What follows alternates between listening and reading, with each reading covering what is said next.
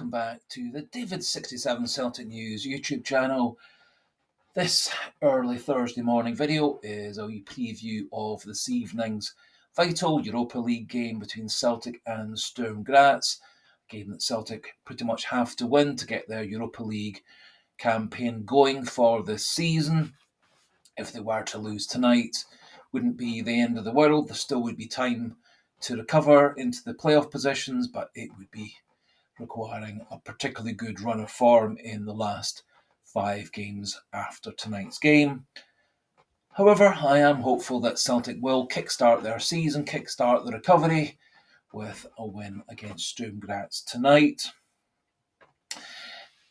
in preparation for the equally vital game against Hearts at the weekend, a game where Celtic certainly need to avoid defeat to keep the Scottish Premiership battle nice and close.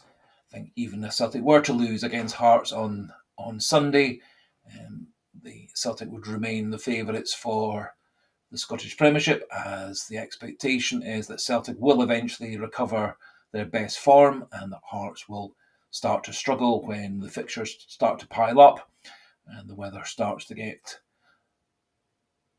more wet and windy, etc., when often things like suspensions, loss of form and injuries also pile up.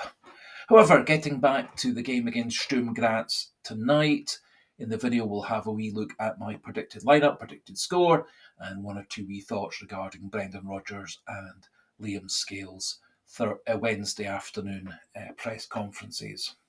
Starting with the press conferences, Liam Scales was the player put up for interview, didn't say anything terribly interesting, didn't say anything terribly informative, and it felt like throughout the whole interview he was trying desperately to avoid saying that all the protests and throwing on the balls on the pitch, all the booing, all the chanting isn't affecting the players.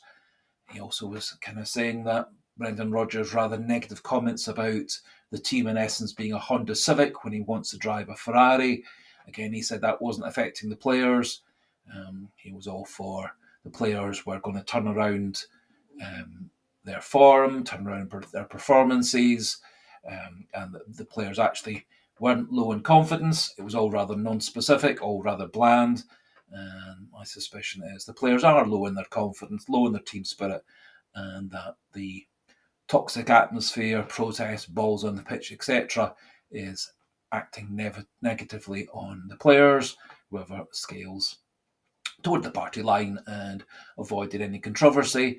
Brendan Rodgers, his press conference, again, he deflected all the various different questions. He said that the Honda Civic against Ferrari comment wasn't intended to be a criticism of the players. I'm not quite sure what it otherwise it was.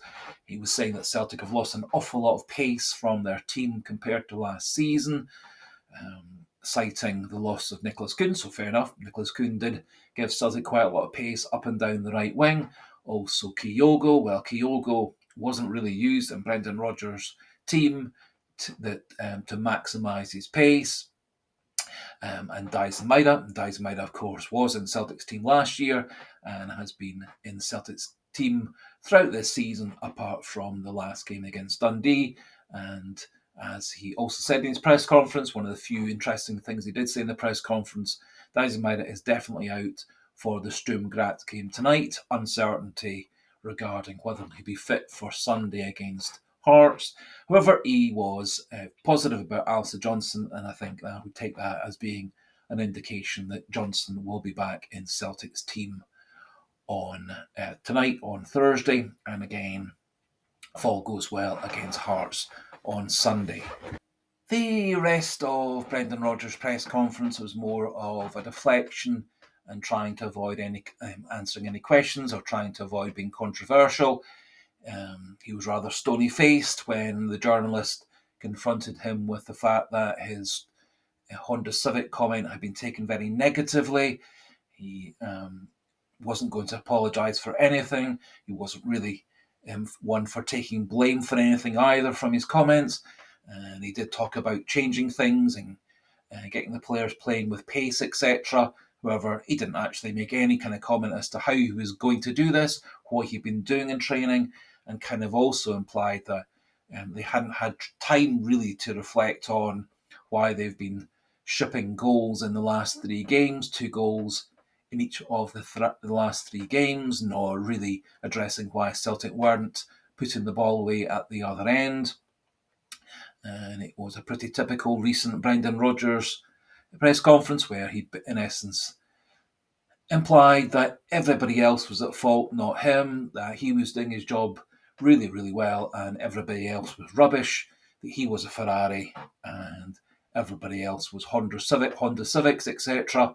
Although, obviously, he didn't say that he was a Ferrari, but the implication being was that he was blameless, he was brilliant, and the players needed to do better, without really saying how he was going to make the players better, what he'd been working on in training, etc.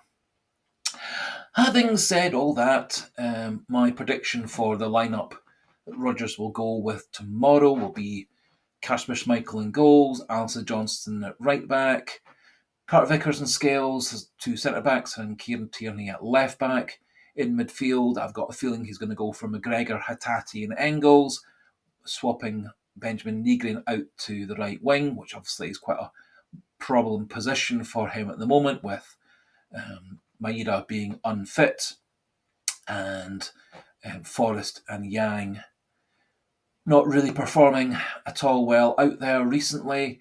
I think in the middle he's going to go again with Kelechi Iheanacho. Hopefully he gets his scoring form back soon, and hopefully Sebastian Chuniecki gets back to the kind of form that he had in his first couple of games playing for Celtic. The last couple of games haven't gone quite so well for him. And I think opposition teams are learning better how to snuff out some of his pace and trickery, etc. Personally, I would be quite keen to see Kieran Tierney move into left centre back, Marcello Sirachi coming in at left back, and then encouraging Johnston and Sirachi to bomb forward to give us a bit more width, which then allows Nygren a bit more of a free role to cut inside and play a bit more of a second striker, attacking midfielder role, and similarly also encouraging Chuniecki to come off his wing, get into the box to be an additional third, fourth attacking threat in the box. However, I think Rodgers will play it safe and keep things a bit more solid with Scales again left centre back, which of course for me means that Celtic's ability to pass out of defence is going to be very limited, as Cameron Carter-Vickers also seems to have lost the ability to pass to anybody other than Schmeichel, Scales or McGregor. With Rodgers' choice of players for the Europa League squad, Celtic are going to be a wee bit limited in terms of attacking options to come off the bench, in terms of some variation. In essence, it's going to be Johnny Kenny, who will be the main backup striker. Unfortunately, won't have the pace of a player like Maeda or Osman to come on to inject more pace up front. There is the option, obviously, of using players like Balikwisha, Nygren, and even Chuniecki as a second striker. Both Nygren and Balikwisha have often played that position, particularly Benjamin Nygren. And so hopefully Rodgers will show some adaptability, some versatility, and some new ideas, as otherwise Sturm Graz will know exactly how Celtic are going to line up, exactly how to combat them, as I'm sure Sturm Graz have very much researched exactly how Celtic have been playing recently. So tomorrow's game will see the 22nd in the table Sturm Graz coming to play Celtic, who are 28th. Sturm Graz have 3 points, having won one game, beating Rangers last time out and then losing their first game. While Celtic obviously had a good draw away from home in Belgrade, but then had that very disappointing game against Braga, losing 2-0 in the end, a game in which also was all the controversy regarding that disallowed goal for a supposed handball by Kelechi Iheanacho. Who's to know what would have happened had that goal stood, and then Celtic would have had 40 minutes back in the game with the score back to 1-1. However, Celtic really didn't pose tremendous threat after that time and ended up losing the game 2-0. My prediction for tomorrow is that Celtic are going to win 3-1. Very hopeful that a bit more presence in midfield, a bit more attacking intent from the fullbacks, Johnston and Tierney, will get Celtic further and further forward. Hopefully Johnson and Tierney can create overlaps and overloads out wide, get the ball into the box for players like Negrin, Hatate, Engels, Iheanacho and Chinyeki. And so I'm going to go for a comfortable win for Celtic and get their season back on track. Not terribly much other stories going around Celtic at the moment. One or two wee bits of speculation, even some speculation that Celtic will try and sign Andy Robertson from Liverpool in the winter window. I find that quite hard to believe, especially because Robertson was back in the Liverpool team for their 5-1 win away from home against Eintracht on Wednesday evening. So that finishes things off with this video. Just a wee polite suggestion, encouragement before we finish for you to click that subscribe button if you're not yet subscribed, and of course do pop your own thoughts into the comment section regarding your own predicted lineup, any changes to the formation and tactics, and also your prediction regarding the score tonight against Sturm Graz. I will be planning to do a wee post-match review video early on Friday morning.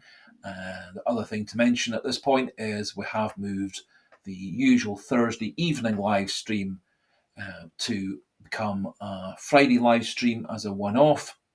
The live stream will be Friday at 9 p.m. just because the Celtic Sturm Graz game tonight will still be going on when the live stream usually starts at 9 o'clock. And so we've swapped it from Thursday at 9 to Friday at 9. And so until the next video, goodbye and hail, hail.